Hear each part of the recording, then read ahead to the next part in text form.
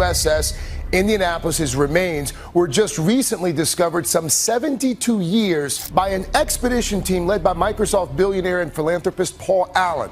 What they found is truly fascinating. A new deep-sea survey of the USS Indianapolis has just revealed shocking details that change everything we knew about its final moments. While the world remembers the tragedy for the shark attacks, this new footage points toward a mystery that is far more unsettling. Cameras mapped the entire site and found marks on the steel that were not caused by explosions. These vertical gouges and rhythmic sounds suggest that the ship is still being visited by something in the abyss. The Navy has already moved to classify this information, but the truth about what is happening 18,000 feet down is finally coming out. Hidden echoes from the abyssal grave. The USS Indianapolis rests in a place that feels like another planet. Down at 18,000 feet, the water is so heavy that it creates over 8,000 pounds of pressure on every single square inch of surface. To put that in simple terms, it is like having an entire school bus pressing down on an area the size of your thumb. Most things that sink to this depth are flattened or twisted beyond recognition. But this warship is different. When the cameras first found her, the world was shocked to see gun turrets still pointing forward and the hull looking strong. But here is the catch. As the modern research vessel named the Meridian sat on the surface in early 2026, its sensors picked up something that made the engineers go cold. It was a pulse. A steady, rhythmic beat was coming from the wreck nearly 3 and 12 miles below them. At first, the team thought it was just a glitch in the software, or maybe some weird interference from the boat. But get this, the sound didn't stop. It wasn't the sound of metal creaking under pressure, or the low moan of ocean currents. It was a tap followed by a scrape, repeating every few seconds. This shouldn't be possible because the Indianapolis has been a dead ship for over 80 years. There is no power, no engines, and definitely no crew left to make noise. The technician on the ship saved the file, but he couldn't shake the feeling that something was waiting for them to come down. They deployed the Triton IV drone, a machine built with a titanium shell to handle the crushing weight of the deep. As the drone began its 4-hour trip to the bottom, the sapphire blue water turned into an inky blackness that felt like a solid wall. What most people don't realize is how lonely the deep ocean truly is. Once you pass 3,000 feet, natural light is gone forever. By the time the drone passed 12,000 feet, it was deeper than the Titanic. The team watched the screens in total silence as the depth numbers kept climbing. They were entering the abyssal zone, a place where the temperature stays just above freezing, and no human could survive for even a second. The scratchy sound through the speakers grew louder with every 100 feet they dropped. It didn't sound like decay anymore.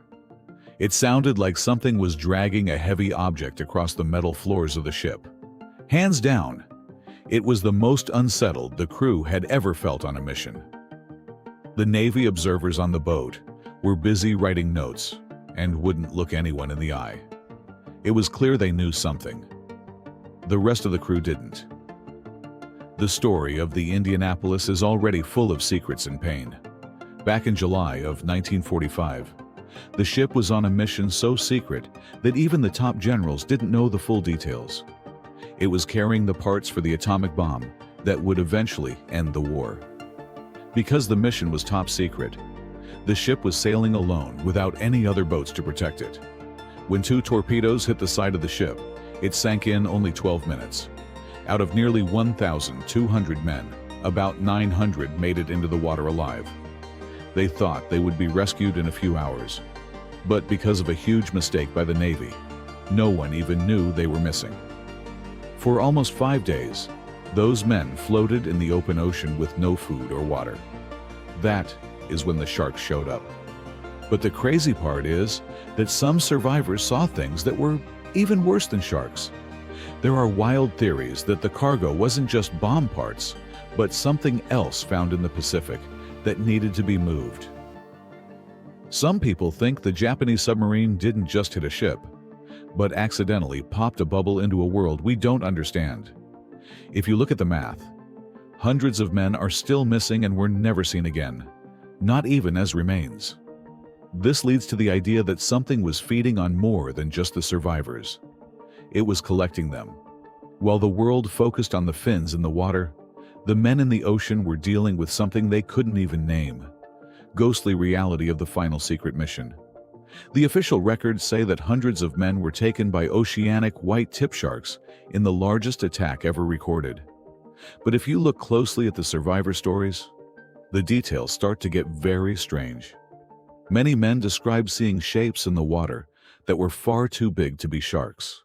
They talked about their friends being pulled straight down into the dark without a single splash. Usually, when a shark attacks, there is a lot of thrashing and noise, but these men just disappeared instantly, as if something from the deep had reached up and snatched them. In 1945, these stories were called hallucinations. Doctors said the men were just crazy from thirst and the hot sun. But here is the deal. Those same accounts are now being looked at again because of what the drone just filmed. The drone finally reached the bottom, and its lights cut through the darkness to reveal the bow of the ship. It looked like a ghost rising out of the sand. The steel was covered in red rust, but the lines were still sharp and military. The team noticed right away that the torpedo damage was exactly where the history books said it should be. Two massive holes were torn into the side of the boat where the explosions happened. But as the drone moved closer, the archaeologist on the team noticed something else. There were long, deep scratches on the side of the ship that didn't come from a torpedo. They looked like giant claw marks carved right into the thick naval steel. And that's putting it lightly. These marks were clean and bright, which means they were made recently, not 80 years ago. Some theorists suggest that the radiation from the atomic bomb parts left a glow in the metal that certain deep-sea creatures can see. We are talking about predators that have lived in the dark for millions of years and are attracted to energy. If the ship became a giant battery, it would be like a dinner bell for things living in the Mariana Trench. The marks on the hull are not random. They are focused on the areas where the uranium was held. It is as if something is trying to peel the ship open to get to the meat inside. This isn't just a wreck anymore. It is an oyster being eaten by a monster. The metal inside those scratches hadn't even started to rust yet. This means that something has been touching or scraping the ship in the last few months.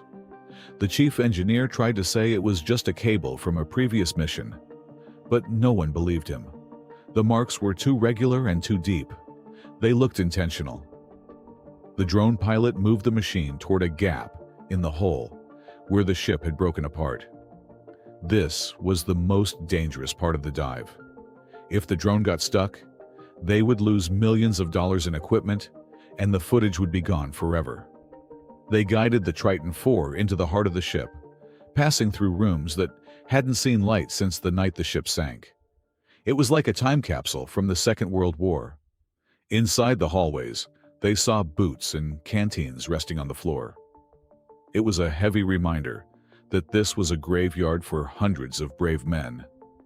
But the emotional moment didn't last long because the scratching sound on the audio feed became a loud, grinding noise. It was coming from the forward magazine.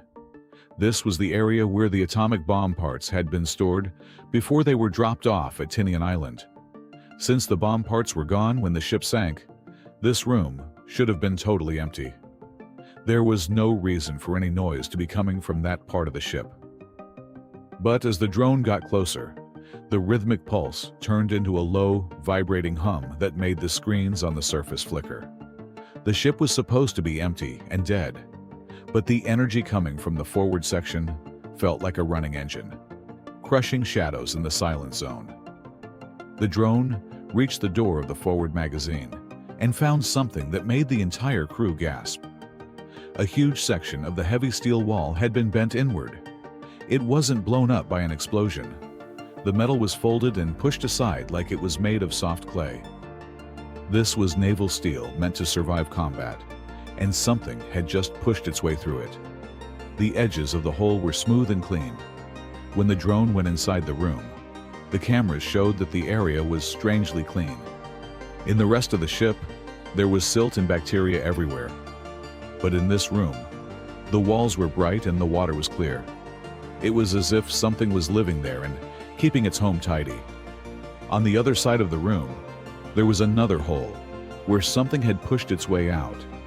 It looked like a tunnel going through the ship. The acoustic technician reported that the hum was now so strong, it was vibrating the floor of the control room on the surface. He said it didn't sound like a machine. It sounded like a giant tuning fork being hit over and over. Then camera 2 caught a flash of movement. It happened so fast that the pilot almost missed it. Something pale and smooth darted across the dark corner of the room. It didn't swim like a fish with a tail. It moved with a strange gliding motion that looked almost mechanical, but was clearly alive. The footage was blurry, but it was enough to prove that they were not alone down there. The wildest theory out there is that the ship has been taken over by a living shadow. In the deep, where there is no light, some creatures might have evolved to be semi-transparent or to bend light around them. This would explain why the drone's high-powered lamps couldn't get a clear image. It would also explain why the Navy is so terrified. If there is a predator that is invisible and strong enough to fold steel, then no submarine or ship is safe. We might be looking at a species that considers our warships to be nothing more than snacks or nesting boxes. The cleaning of the room suggests that this thing has a high level of intelligence, perhaps even using the ship's remaining pipes and structure to amplify its calls to others of its kind. Suddenly, the drone was hit by something. The screen went to static for over 3 seconds. When the picture came back, the drone had been turned completely around. One of the high-definition cameras was smashed, and the navigation system was spinning in circles. The pilot tried to regain control, but the drone was acting like something was holding on to it. The low hum stopped instantly and was replaced by a silence so heavy it felt like it was pressing against their ears. The mission coordinator knew they had to get the drone out of there right away. They began the long process of pulling the Triton IV back to the surface, but the mood in the room had changed from excitement to pure fear. The Navy observers stepped in immediately. They told the crew to stop talking and moved everyone away from the monitors. They spent hours on a secret radio call to their bosses in Hawaii. By the time the drone reached the surface 6 hours later, the mission was officially over. The team was told that the equipment had failed, and they were heading back to port. They were forced to sign papers saying they would never talk about what they saw. The Navy took all the hard drives and the recorded audio. They even took the smash camera. The official report later said that the mission was a success, and nothing unusual was found. But the people in that room knew the truth. They had seen something that science cannot explain. The government tried to bury the footage, but a few frames of that pale creature managed to leak out to the public. Bizarre breaches inside the steel tomb. Even with all the secrecy, some details started to get out. People who study the ocean began to look at the history of the Philippine Sea and found that this area has always been a hotspot for weird events. There have been many reports of strange sounds and moving objects near the Mariana Trench, which is right next to where the Indianapolis sank. The trench is the deepest part of the ocean, over 36,000 feet down. We have explored more of outer space than we have of that dark abyss. It is entirely possible that there are creatures living down there that we have never discovered. These things would have to be incredibly strong to survive the pressure, and they would be used to living in total darkness. If a creature like that found a huge metal ship, it might use it as a place to hide or hunt. The Indianapolis is like a giant steel cave in a desert of sand. The fact that the breaches were in the magazine room is very interesting to researchers. Even though the uranium was taken off the ship before it sank, there might have been some leftover radiation or chemical traces that attracted something from the deep. Some people think the ship isn't haunted by ghosts, but is instead being used by an ancient species that we disturbed when we dropped the bombs. The way the metal was bent shows that whatever did it has strength that humans can't even imagine. It didn't just break the ship, it reshaped it. Another theory suggests the Philadelphia experiment wasn't a one-time thing. Some people believe the Indianapolis was actually carrying a prototype teleportation device hidden inside the bomb components. When the ship was hit, the device leaked, creating a permanent rift in space-time at the bottom of the Philippine Sea. This would explain why the ship looks so new in some parts. It is literally being held in a bubble of 1945 time. The creatures people see might not be from our world at all, but things crossing over from another dimension through the hole we accidentally made. If this is true, the scratching is the sound of them trying to widen the door. The 3 frames of footage that leaked show a limb that looks like a mix between a dolphin and a human arm, but much larger and without any skin. It looked like pure muscle. When experts analyzed the sound of the scratching, they found a pattern. It wasn't random noise, it was a code. Some believe it is a form of communication used by deep-sea animals to talk through the metal of the ship. Because sound travels much faster in water, and even faster through steel, the Indianapolis has become a giant speaker for whatever is living inside it. The Navy is obsessed with keeping this a secret because they don't want people to know that we are not the masters of the ocean. There are still dozens of bodies from the original sinking that were never found. The families were told the sharks took them, but the new evidence suggests a different ending. If these creatures were active in 1945, they might have been the ones pulling the sailors under the waves. The sharks might have just been the scavengers following a much larger predator. This makes the tragedy of the Indianapolis even more terrifying. The men weren't just fighting the sea and the sharks. They were being hunted by something that belongs in a nightmare. And the worst part is, the government has known about it for a very long time. The deeper we go into the mystery, the more it seems like the ocean is hiding a truth that could change everything. Ancient secrets waiting beneath the waves. The USS Indianapolis is more than just a piece of history or a tragic footnote in the closing chapters of World War II. For decades, we've been fed the standard narrative. A torpedo, a sinking, a horrific 5 days in the water, and a rescue that came too late. But if you look closer, if you peel back the layers of bureaucratic silence and the sanitized reports, you realize that this ship is a window into a part of our world that we are fundamentally afraid to look at. We treat the ocean like it's a flat surface, a blue map. But once you drop 3.5 meters down, you aren't just in deep water anymore. You're in a different dimension. The Navy's behavior regarding the recent wreckage discoveries tells us everything we need to know.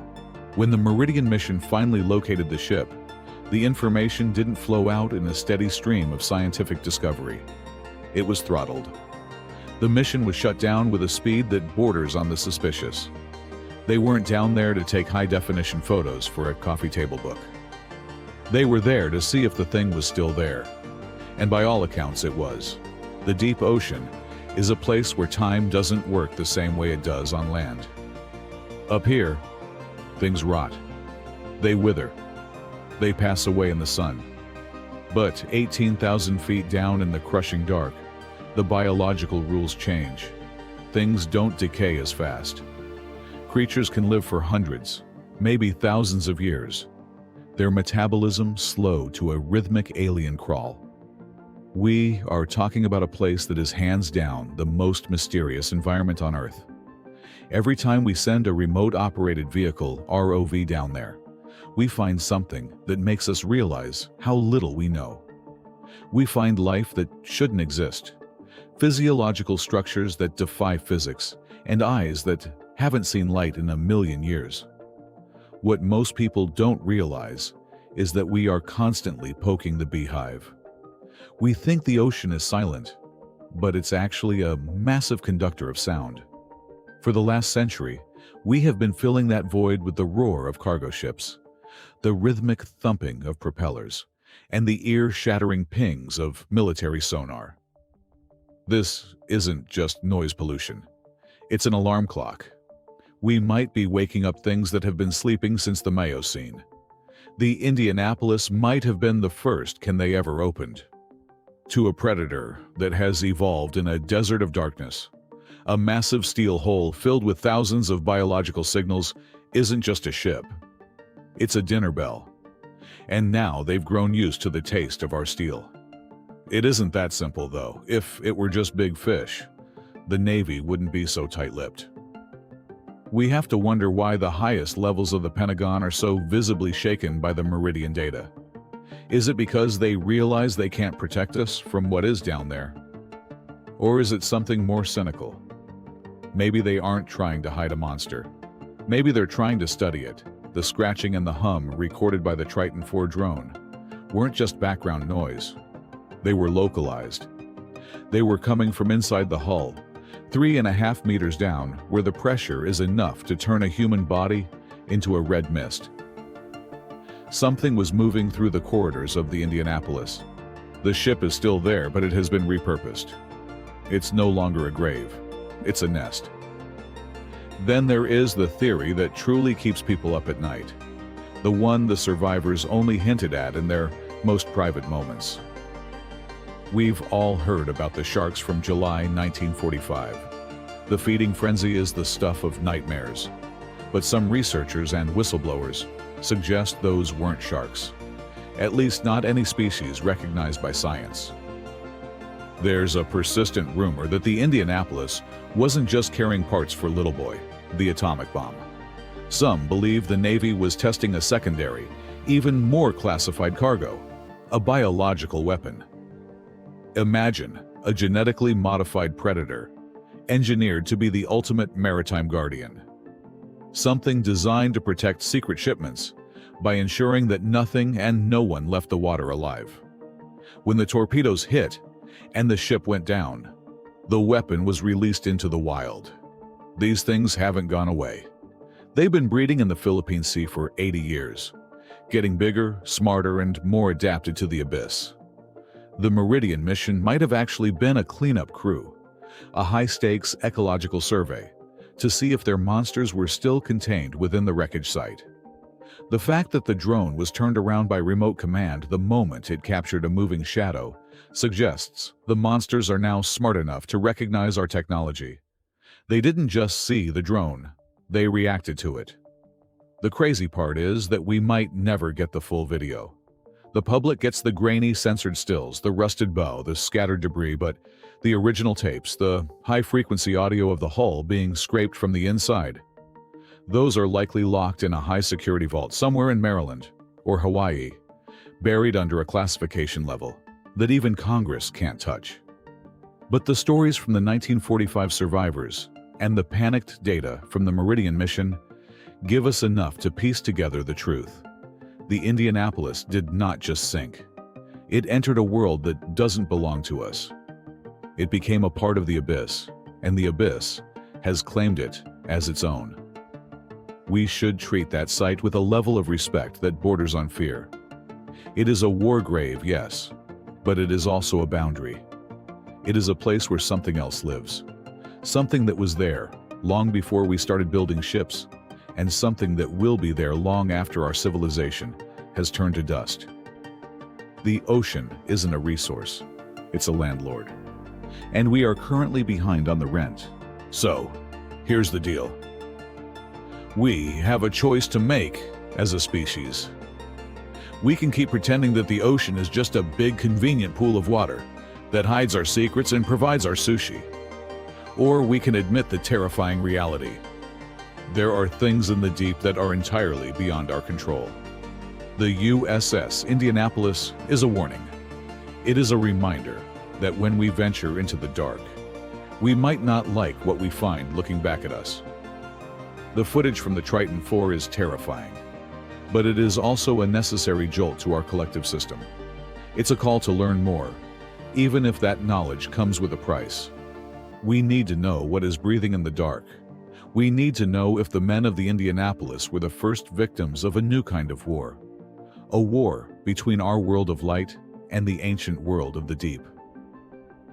The truth isn't lost. It isn't gone. It is down there, 18,000 feet deep, sitting in the cold and the dark, waiting for the next light to cut through the black. And when that light finally hits the hull again, we had better hope we're ready for what comes crawling out of the shadows. Does the Navy have a responsibility to show the public the full footage of what they found inside the USS Indianapolis? What do you think is actually living in the deep? Make sure to drop a comment with your theory, hit that like button, and subscribe for more deep sea mysteries.